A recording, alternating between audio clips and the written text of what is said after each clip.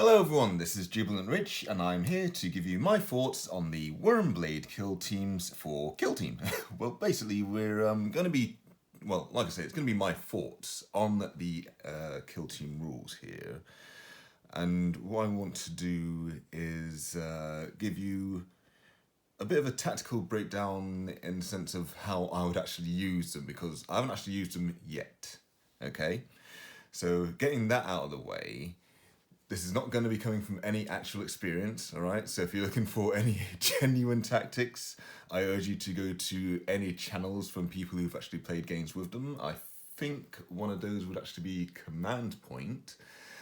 Just a little shout out to those guys. But yeah, let's crack on. So starting off, we've actually got a bit of a fluff section here.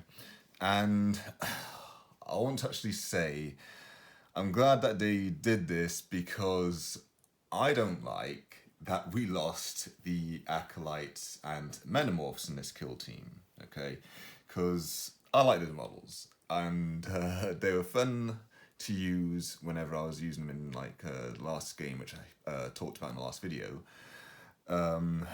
So just like use them like once and then just straight up lose them. Well, I mean, yeah, I can still play them, you know, I can still play the compendium rules if I really want to.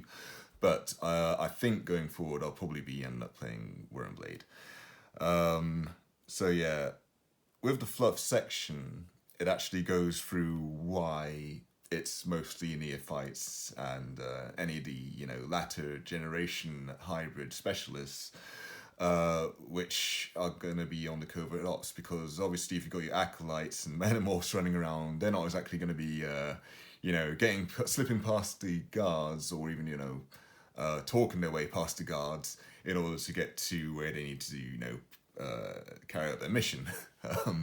Not that all, you know, kill team missions are based on that sort of like, you know, narrative.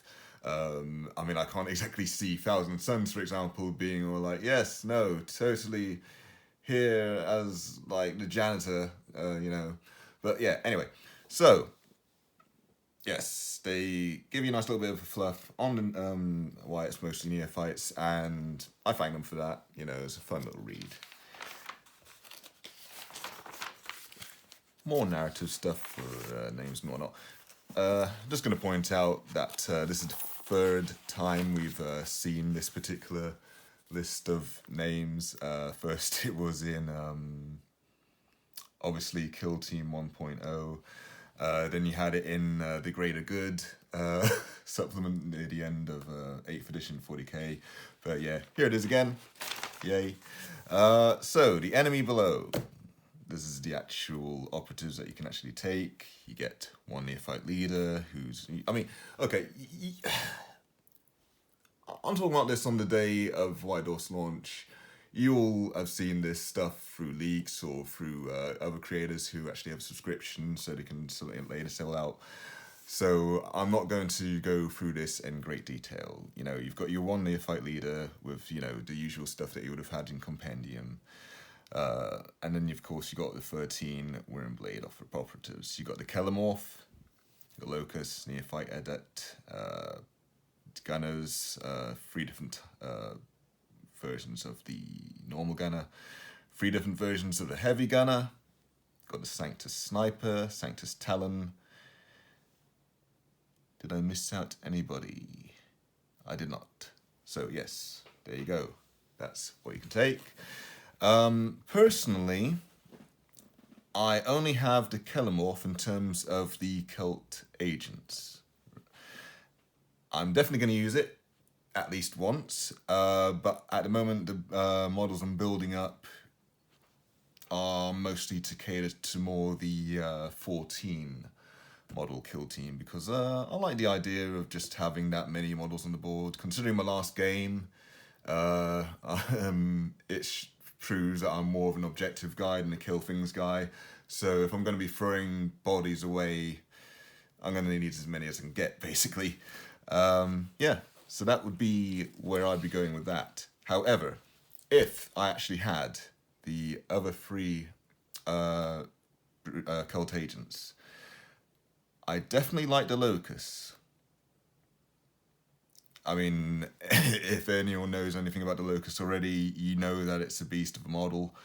The Sanctus Sniper is pretty tasty, and I do love my snipers. We all know that. I think if I do get a Sanctus, the first one I will get will be a sniper. The Talon is okay. Because this, I think they're gearing more towards a shooting team with the Wyrmblade. I don't like it as much. Well, not as much as like the Locus. Like if I went for a close combat specialist, it would always be the Locus, like hand down. So with Cult Ambush, I do like the little additional bit that they've put into it. It was the same in the first part is the same as it was before, where you can change your order. But the bit with the first time operative performs either a shoot, fight, or shoot action in each activation, you know what it is. But yeah, with this particular aspect, that's how I've been thinking the leader might be able to benefit from, say, a chainsword. The power pick is a bit more popular. I'll get to that in a minute, but let's just quickly move on to the other bits. Preternatural Assassin. The 4+ invulnerable save is tasty. The fact that they also have the 4+ save as standard is also pretty nice. I don't know if that's to represent the fact that they're in heavier mining suits or if it's just simply they're tougher. I don't know, but it is what it is. Anyway, 4+ invulnerable save, 4+ normal save, which is nice. Now, the fact that they can't take equipment, I don't even care. It's like they're pretty good without it. The defense buff is fine. And even though they do have 9 wounds, it's not a good idea to have them running around in the open. So it's good that they do get an additional benefit from cover. Now, as for the strategic ploys, meticulous plan, obviously I love this.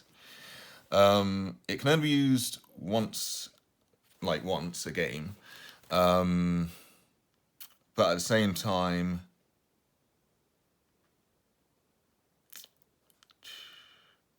it has its uses, it can, it's a nice little ace in the hole if you need it. One thing I'll actually note about mission actions is at first I thought that mission actions didn't include missions that you have to perform as part of a TAC op, but it turns out they actually do specify in those that they're mission actions, so that's actually pretty tasty. One with the shadows, where you get the light cover counts as obscuring for them, or light terrain basically. Now that, some have been saying that that's pretty broken. I haven't used it yet, so I can't say. It does sound pretty tasty. As for broken, well, only costs 1 CP. You get 6 max a game, so if someone wants to stand there popping like 4 of your 6 on one with the shadows to get that benefit for the entire game, well, I mean, flanking's a thing. Basically, if you're allowing them to benefit fully from this for a whole game, that's on you. Riving Ingress, always going to be handy. And if you'll bear with me, I will turn off that printer, which you were hearing in the background there.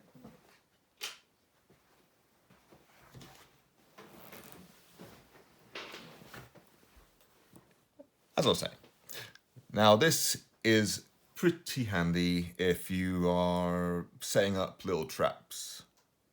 People might see these traps coming. People who watch these videos to get what their enemy can do will already know what these traps are. But in some cases, it might even be unavoidable, especially if you're like maybe trying to play keep away with certain objectives, perhaps. Like if someone's got like you know, an objective somewhere, and then there's like a wall here, but you've got a Locus sitting right here, you probably don't really want to be going for that objective. But yeah, anyway, Crossfire. It was a shame that this, with you know how Gene Stealer cults are going to be pretty much themed around this particular aspect in 9th edition 40k. It's a shame that that didn't become like their general ability, but you know, cult ambush is pretty tasty anyway. But yeah, I think it's pretty good. And the fact that it's now like it's become a strategic ploy, so it applies to like the whole team rather than like how was it before? Actually, let me quickly look at how it was in the compendium here.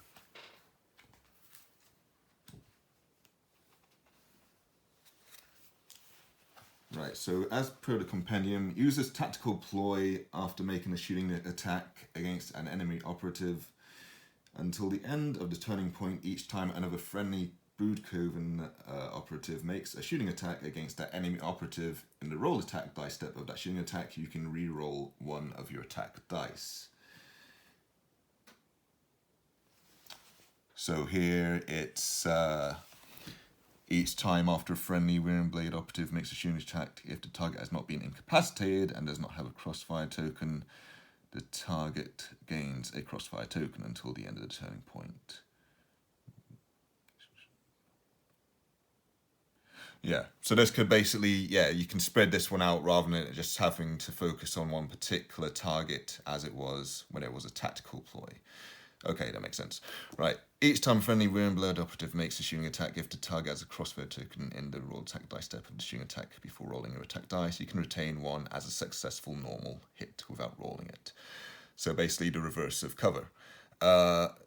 So that, again, is pretty handy, especially if you stack it onto something like, say, Cold Serpent, which we'll get onto in a second.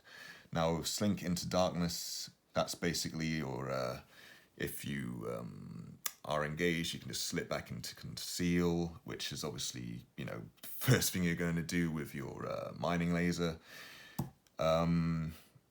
Cold Serpent uses tactical foil when a friendly operative is activated, and its order is changed from Conceal to Engage the first time the operative performs either a fight or shoot action during that activation.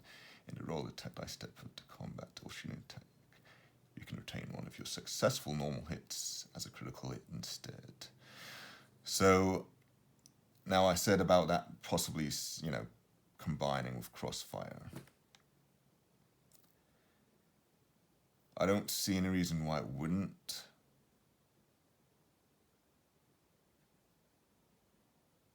Just as long as you, of course, make sure that it's you know, used on someone who's swapped from Concealed to Engaged. Yeah, sounds good to me. Unquestioning Loyalty.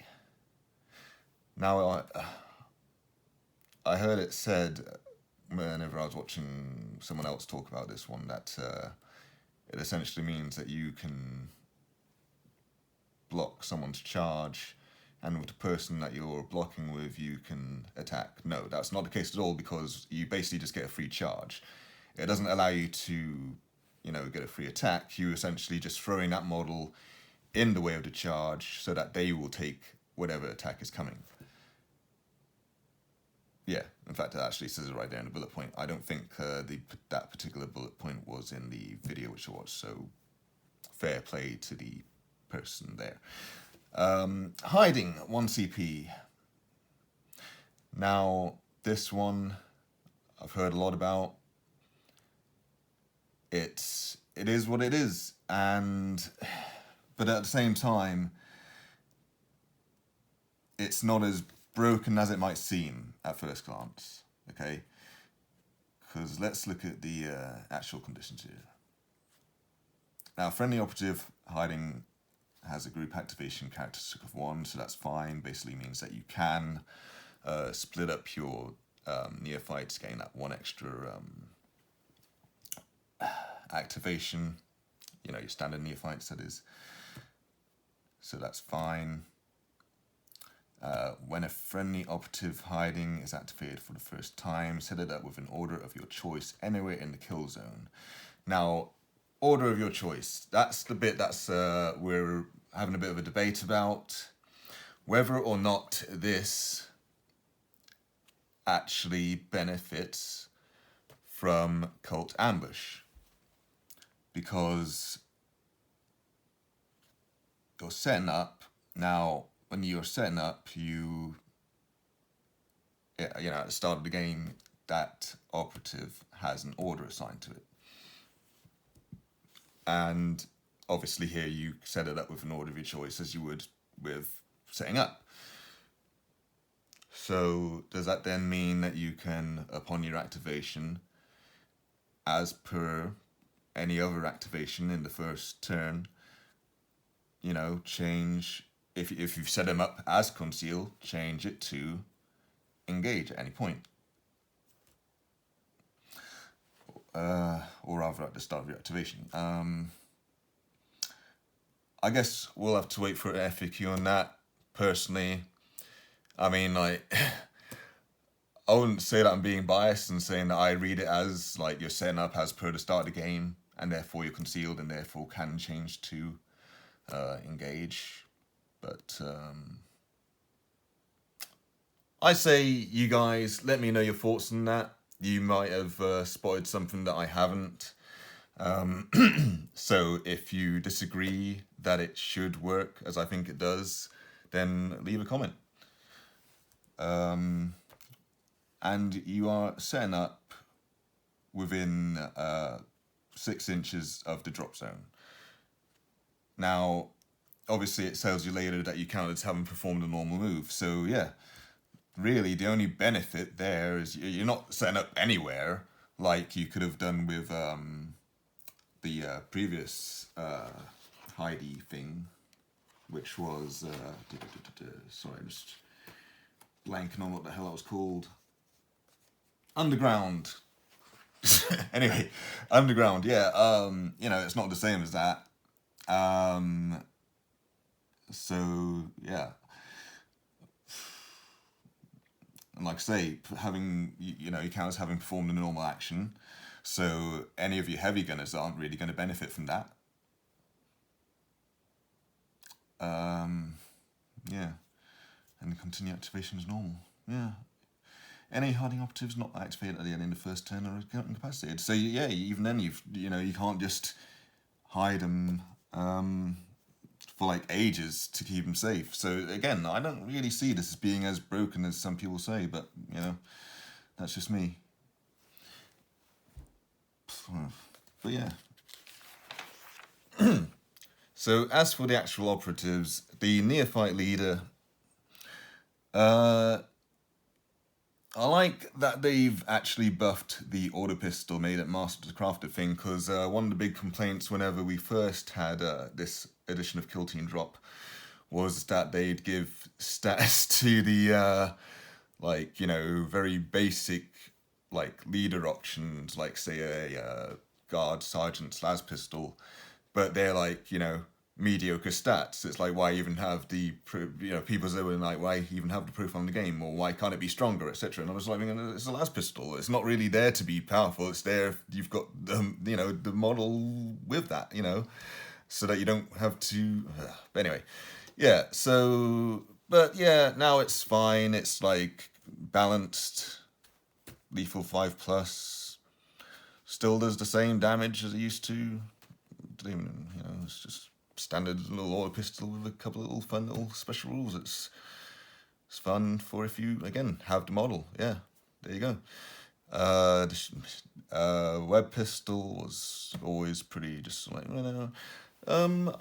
I didn't used to rate stun that much. I think that was probably because I was thinking back in Custodes meta terms. So it was like, oh, don't take the thing that's, you know, going to be completely ignored by the faction that's going to be winning tournaments. Yeah, I suppose it has more of use, especially now that you're more likely to see the Sisters of Silence in Custodes teams. So I think it's good to have just there, you know. I'm not especially fond of it, mostly because of the damage aspect, but I suppose it's not really there to do damage, it's there to stun. So I suppose that's down to personal preference. I think right now I'm sort of torn between the bolt pistol and the mastercrafted auto pistol for my leader. At the moment I'm swaying more towards the bolt pistol, but again I'm thinking more in terms of damage. I think I should think of him more as just there to finish people off if they get close and they've been, like, you know, already chipped away at by people that have managed to get by. But yeah, so in the vein of like finishing people off or just plain stunning them, I think just pretty much any of the pistol options are actually good for a leader. You know, you're not really going to be having him going up close and like shooting people or smashing them with his close combat weapon, because he's really there for this shadow vector, and that's pretty cushy because having the choice to use one of the two, like Slink and Darkness or Cold Serpent for free, you know, is pretty handy because they're both pretty good tactical ploys. So I'd rather, you know, keep a leader safe, you know, keeping that going, rather than, you know, getting killed in like the first turn doing something stupid. But you know, he will probably have to fight at some point in his life, or shoot. So it's like always better to, you know, at least go with one of the pistol and melee options, rather than say like an auto pistol and hope that you can just sit back and plink away, because chances are someone's going to get round there and just like smash his face in. So the Kellamorph, speaking of smashing faces in with bullets, for example, love this guy. And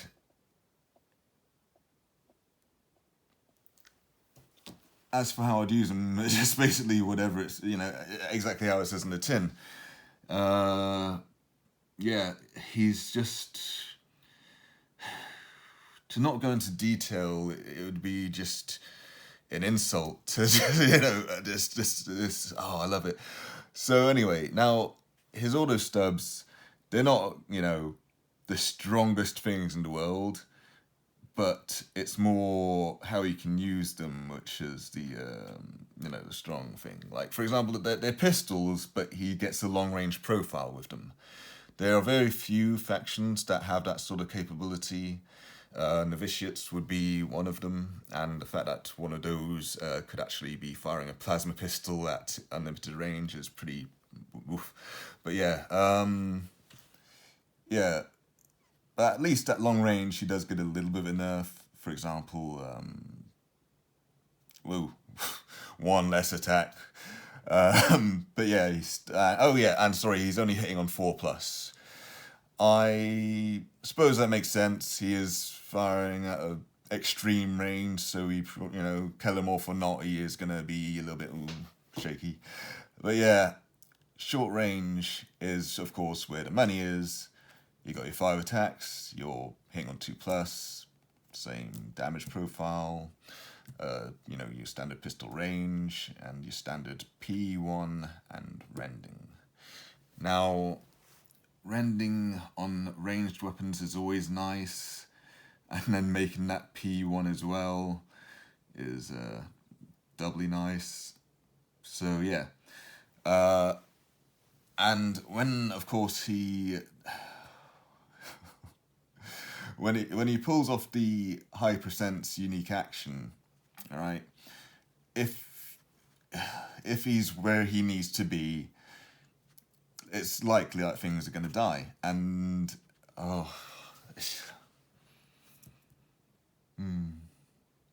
okay, moving on. So, Neophyte Brood Adept. Standard Neophyte hybrid. exactly the same as he was in Compendium. I don't really need to dwell on it. Again, with the Neophyte Gunner, exactly the same as it was in Compendium.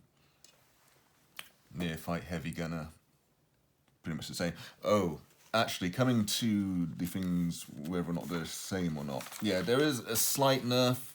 I didn't even talk about the melee weapons. Sorry, I hate doing this because I hate watching it. But like the going back thing, yeah, sorry. Power Maul, Power Pick. Now, they all have the same profile, right?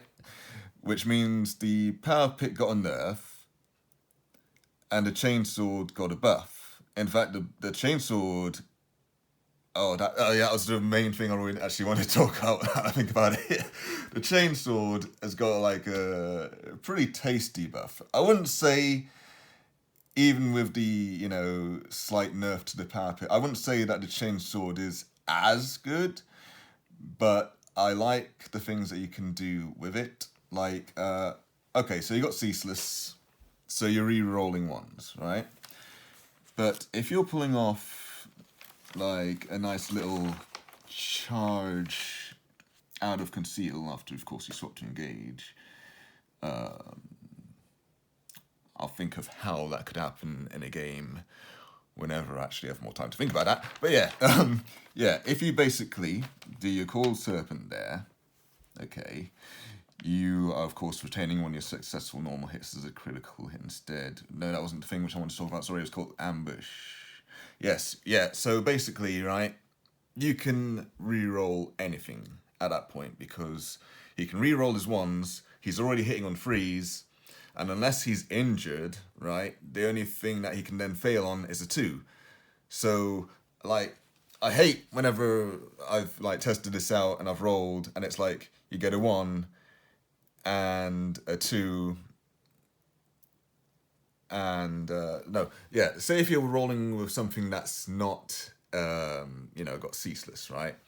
For example, the Power Pick, which is why I'm sort of, like, leaning more towards the Chainsword now, right? Basically, you obviously would be missing on 2s and 1s, okay? But you can't re-roll those 1s with the Power Pick, okay? Which means you can only re-roll one of those 2 fails, or fail results, as it were, okay? So I prefer being able to re-roll basically just anything, and I know that I could, you know, still do, you know, do this with the Icon Bearer, which we'll get to in a minute, but, you know, being able to just do this on his own, you know, just using Cult Ambush, that's just what I like about it, you know, it's just a little fun little, sneaky thing. Not game breaking, not like especially killy, it's just more like, that's fun.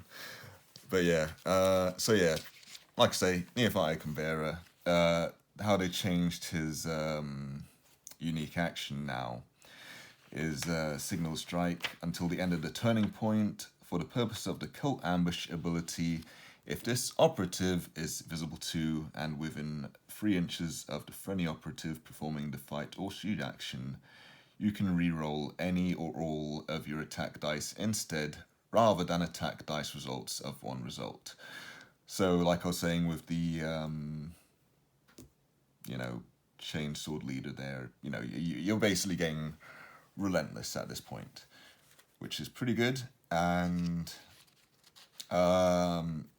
because, of course, it is an aura, and I believe it would apply to anyone who, you know, is under the right conditions, that is within 3 inches, then you could basically have your cluster of gunners surrounding your Icon Bearer. If, of course, that is the right thing to do and you're not opening yourself up to have like a grenade just lobbed into there and, you know, taking out all your gunning dudes. So, the Sanctus Sniper is, like I said before, the one I prefer out of the 2 Sanctus operatives. His weapon is pretty decent. It's got a pretty decent profile of it with a 2+.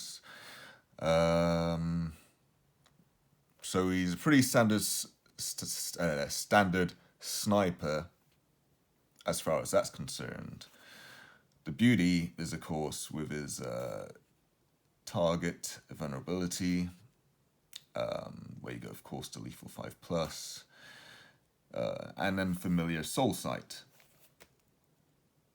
Select an enemy operative until the end turning point. Each time the operative makes a shooting attack against that enemy operative, the Sanctus Sniper rifle this operative is equipped with gains the no cover special rule, and the enemy can't be obscured. Air smoke can't block it. So that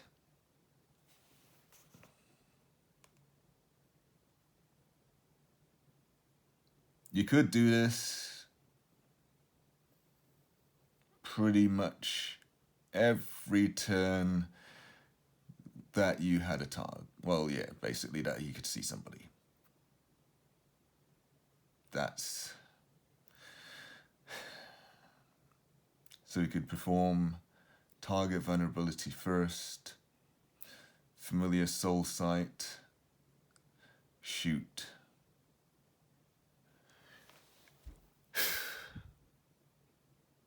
That looks too tempting to camp with,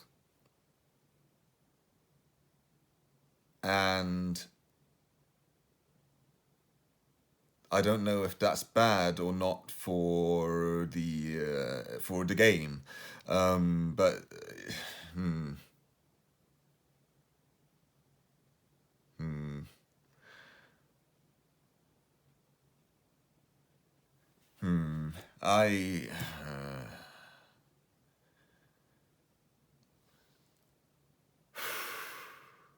I'll come back to him.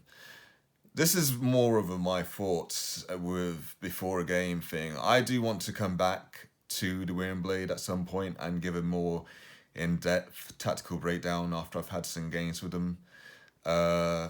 So it's to be continued on the Sanctus Sniper, because right now it's like I'm looking at him on paper and I'm thinking, oh, that's free. Ooh. But then I think camping is the worst thing possible to do in Kill Team, and it's more of a detriment to you than anything else. So, yeah, I'll come back to him. Okay, Sanctus Talon. Now, I already said that I found him pretty mediocre, but at the same time, he makes a nice little annoyance, I suppose. What with the whole, like, you know, being able to charge, well, from conceal for a start, so like commandos, and each time he fights, he can perform a free dash action. So even if he just, you know, like nicks a target, you know, he doesn't really have to stay there. He could just like dash away. Like I say, annoying. Chances are, of course, that people will, I don't know, he just seems a bit of a goblin to me. Just like I say, just an annoyance. And I suppose he could probably, well, yeah, he's going to kill, like, the chaff units, but I suppose to the big boys, he's just going to be a little goblin. It's going to be funny. So yeah, that'd be fun to try out at some point. Locus, which everybody loves, barbed tail is basically... The ranges on some of these things is weird. Like, I could almost see 3 inches on a warrior's lash whip, for example. But when it comes to this little tail that you just like see poking just out of the bottom of his robes there, I'm thinking, so that's just like pulling an alien queen and just like stabbing from like God knows away and just but yeah, it's just the shortest range sniper rifle in the game, with a bolter profile. Cool. The Locus blades, obviously a standard power weapons, 5 attacks, hitting on 2+. Now, Duelist. Duelist is, of course, the thing which everybody loves about this particular model, or hates. Each time the operative fights in combat, in the resolve successful hit step of that combat, you can resolve one successful hit before the attacker. Now, the wording there is before the attacker, which of course means that doesn't really mean that it doesn't matter who charged who. If it's going before the attacker, if you are the one who charged, you can do this free, well, sorry, not free parry. You can resolve your parry first, all right?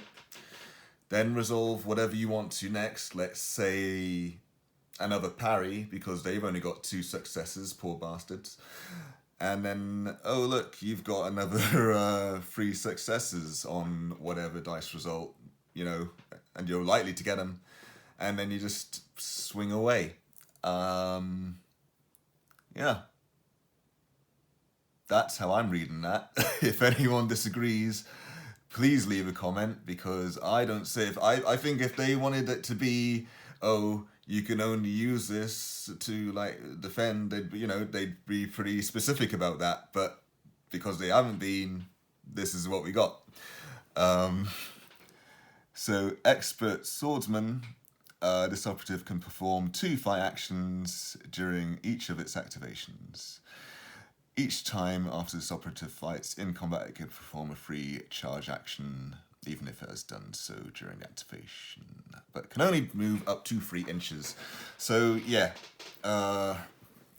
people have been comparing this to berserkers, considering the fact that berserkers were exactly why I couldn't play Heretic Astartes in the other edition, because they were basically the meta choice, and I was like, oh, well, if that's the only way you can complete, I'm not going to play them. But yeah, now, guys, I can do berserker stuff, so that's fine. Yeah, I think that's good. As for broken, no. Yeah, if you're against guard, if you're against something that's going to fall over, to a stiff freeze, yeah, that's broken. But if you're up against the starters and things that, you're not really going to come out of one combat too well against, then no, it's not broken. So I think that's just matchup dependent, really. Unique actions, you got the Quicksilver Strike, which is basically your nice little trap action. Of course, because it is more of a setup thing, you're not like using it to auto charge someone from 3 inches and then do a bunch of other crazy combat shenanigans like this guy can sort of do. But it's basically, like I say, for setting up traps. So you'll probably move, dash, set this up, lurking around, basically, or whatever you need to do with your action points, basically. So yeah, that's all the operatives, my thoughts on those. I suppose I didn't really give you my thoughts on the ones that we've already seen in Compendium, but they'd be basically just used as they would have been in the Compendium. So, but yeah, moving on to the equipment. So they got the frag grenades, your standard frags at 2 equipment points. Blasting charge, which it's a shame they're not as powerful, well, at least on paper, as they are now in 9th edition 40k, but 2 different games, that's fine. Flash Visor, I don't know why, but I like always equipping a model with some sort of flash visor type thing, because I think myself, if I ever want to run just simply a full 10 flash visors on a team, if I'm up against something like, I don't know, Harlequins or anything else that can pop off a bunch of stun, it's like, yeah, it's nice to have the option. Spotlights, again, just for the sake of hobby stuff, I like to have models with certain bits of equipment on them. I think with the spotlights, I went with the 3rd generation hybrid auto gun which has like what looks like a torch on the side of it. I thought, yeah, they look like they could be good spotlights, representations. And the only reason I do the whole WYSIWYG thing with equipment is mostly just for me and my opponents, like they can see who's got what, etc, etc. So I'm only gonna really have like 2 of those in a team at any point anyway. Cult Talismans again, which I presume would probably be just the Talismans, which every model has, or a lot of models do anyway. Once per battle, after when a shooting attack is made against this operative in resolving successful save step of that shooting attack, you can change one of your retained normal saves to a critical save. Because that is only once a game, that's pretty... It helps balance it, plus the fact that... yeah, I think that's pretty fine. I'd probably... If I was just feeling cheeky or something, I'd probably just like run 5 of them on like the 5 most important non-agent operatives, basically. Climbing equipment, your standard climbing equipment, and then the cult knife. People say not to take this, but I've got like 2 models which I'm probably going to have like modelled with them just for shits and gigs, really. I mean, like, you don't expect to be in combat, but if you are, probably nice to have that little extra attack just to, I don't know, parry them, delay them a bit, tie them up, sort of thing. So, as for TAC Ops, as we all know, I love talking about TAC Ops. That sounds like sarcasm. I do, but these ones are ones which I'm sort of like... I've looked at them before, obviously in the leaks and everything, but it's... I'm still trying to figure out,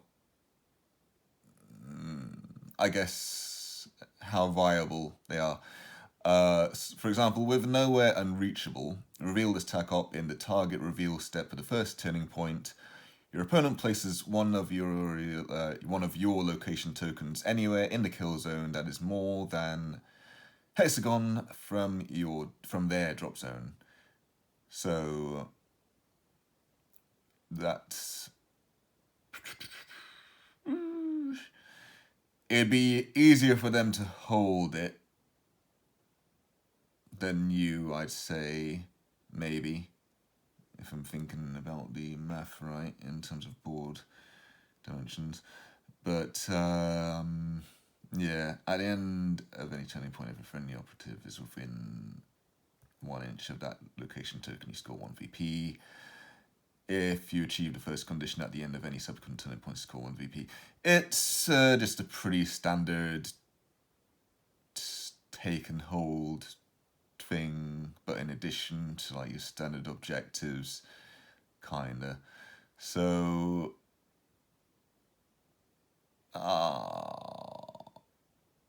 good if you've got the bodies for it, but if you don't, I would steer away from it. Perfect Ambush. Reveal this TAC op in the target reveal step of any turning point before the 4th. Keep a tally of wounds lost by each player's operatives during that turning point. At the end of that turning point, if the total wounds lost by enemy operatives during that turning point is greater than that lost by friendly operatives during that turning point, you score 1 VP. I completely... I wasn't even listening to myself there. If total wounds lost by enemy operatives during that turning point is greater than that lost by friendly operatives during the turning point, you score 1 VP. Right, so basically just do a lot of wounds. If the total wounds lost by enemy operatives during that turning point as a result of friendly cult agent operatives shooting attacks, blah, blah, blah, blah, is greater than that lost by the number of wounds lost by friendly operatives during that turning point, you score 1 VP. Oh god. Okay, well, yeah, do a bunch of damage, get VP. As long as, of course, you're getting the cult agents helping out, you can max that.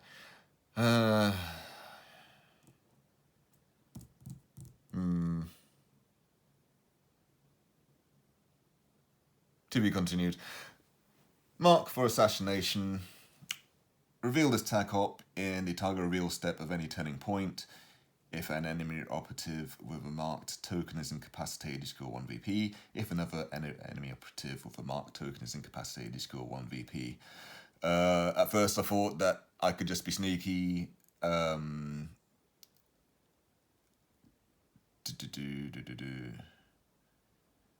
do like mark for assassination for free at one point, and then like do it again.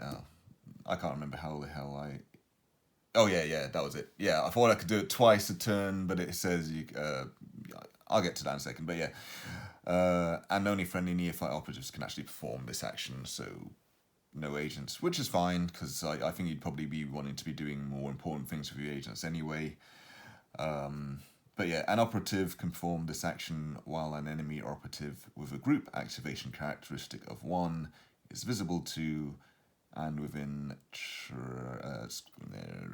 3 inches of it.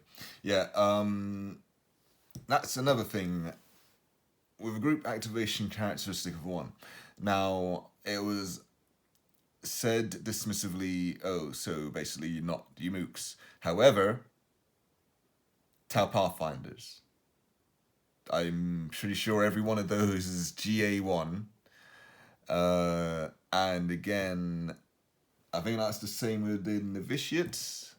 I could be wrong, but I'm pretty sure that both of those teams, even their...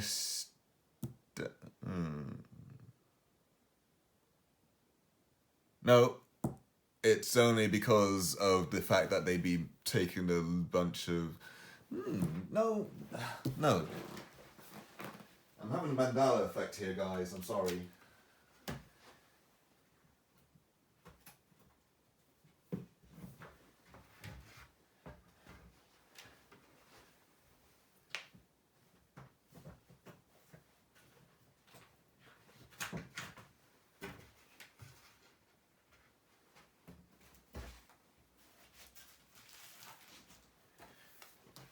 Right, so you can't see it, but I got Chalnath here. So Novitiate.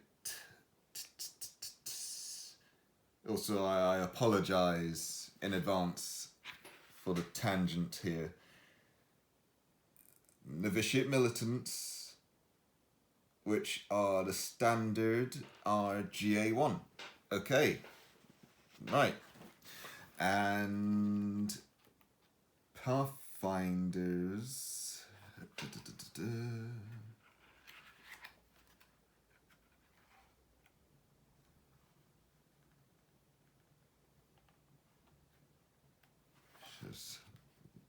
Shazla. Yeah. GA1. Okay.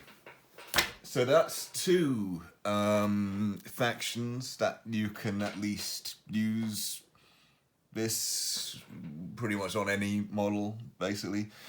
So that's fine. But is it a viable tech op? That's the real question here. So you need to mark them first. You can only do this... yeah, you can only do this once per turning point. So it'd be like mark 'em, pop 'em in one turning point, mark 'em, pop 'em in another turning point. So that's 2 of your 4. So it's not like, yeah, I feel that that's, yeah, and you can reveal it at any turning point. So it's not like, you know, you're limited in the turning points and when you can actually carry this out. So I would like to experiment with this one and see how it goes. But I think I like this one, and maybe Nowhere Unreachable as well.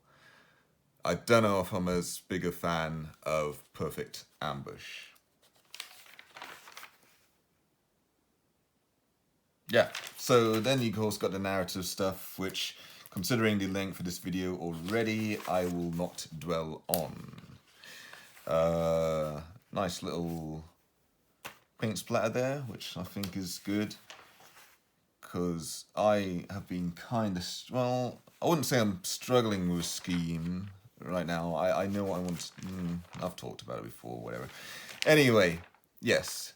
So that would be my breakdown and tactical analysis, we'll say, of the. Let's actually give you something to look at. Yeah. Anyway, so yeah, that's my talk of the Wyrmblade Kill Teams. I'd actually also like to thank my more recent subscribers, because now well, as of the last time I was looking, I'm one away from 200, and all it takes is one hero to get me to 200. And when that happens, I may do another Ask Me Anything, and with that again, it will be just simply a case of whenever I hit the 200, I'll probably just do like a little announcement video, at which point you can just leave your questions, etc. But yeah, I thank you for sticking around to the end of the video. For those of you that have, for those of you that haven't, I am very sorry that I did not hold your attention long enough. But anyway, yeah. So, but yeah, I thank you all for listening. Please like, please subscribe, and please leave those comments telling me how wrong I am about certain things. And I shall catch you all in the next video. Thank you very much. This has been Jubilant Rich. Have a pleasant evening.